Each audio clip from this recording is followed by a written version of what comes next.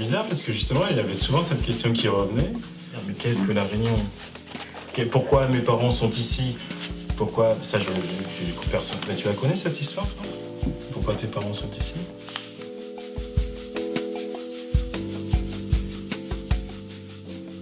À présent, l'histoire m'a été racontée. Je suis allé à la rencontre de plusieurs de ces migrants qui ont franchi l'océan sous l'impulsion de l'État français.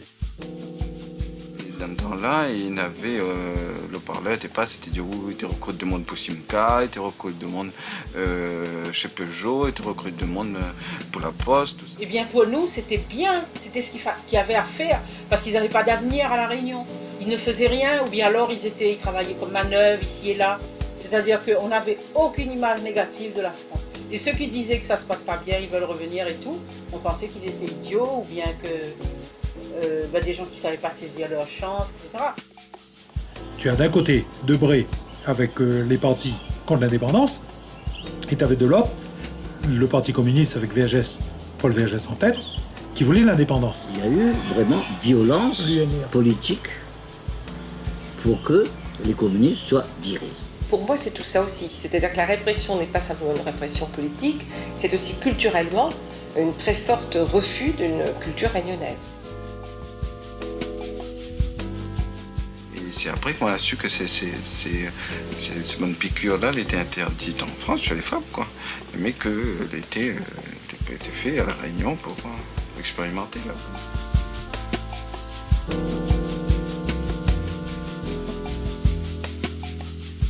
Arrêté du 26 avril 1963, portant approbation de la constitution d'une société d'État dite Bureau pour le développement des migrations intéressant les départements d'outre-mer. Une fois qu'on était en France, moi je connais personne qui a été prise en main par un système piloté par Debré. C'est quand on arrivait en France, c'était terminé. Il fallait se débrouiller, quoi. Ils croupissaient dans les foyers, attendant un emploi, un logement. Beaucoup cherchaient à revenir.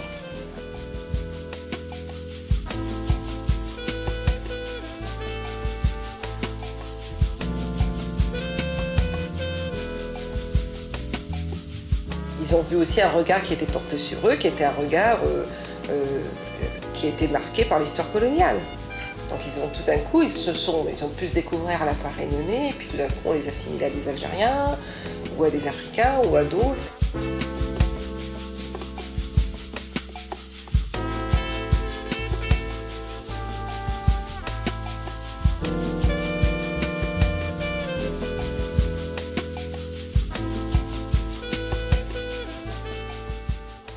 Dans les années 60 et 70, la DAS et la préfecture de la Réunion transfèrent en France des milliers de mineurs dits abandonnés ou retirés à leurs parents. La plupart sont confiés à des familles ou des institutions dans plusieurs départements sans retour prévu. On me dit, le temps de faire tes études et puis après tu reviens. Alors je dis, il n'y a pas de problème, si je dois revenir, moi je suis partante. Je me dis, mais tu n'es pas toute seule, y en a beaucoup qui vont partir. Et effectivement, l'avion était plein de filles et de garçons de mon âge. La politique en matière de l'enfance à l'époque, c'était de couper le gamin de son milieu. Ce qui fait que les gamins qui sont arrivés de la Réunion, qui avaient des frères et sœurs, on l'a tout de suite dispatché. Mes parents adoptifs continuaient le discours de la DAS, du Bumidum, quoi. Venez en métropole, on va éclaircir votre avenir. Beaucoup m'ont dit qu'il faut laisser le passé où il est et qu'il faut tourner la page. Mais pour tourner la page, faudrait-il qu'elle soit écrite ?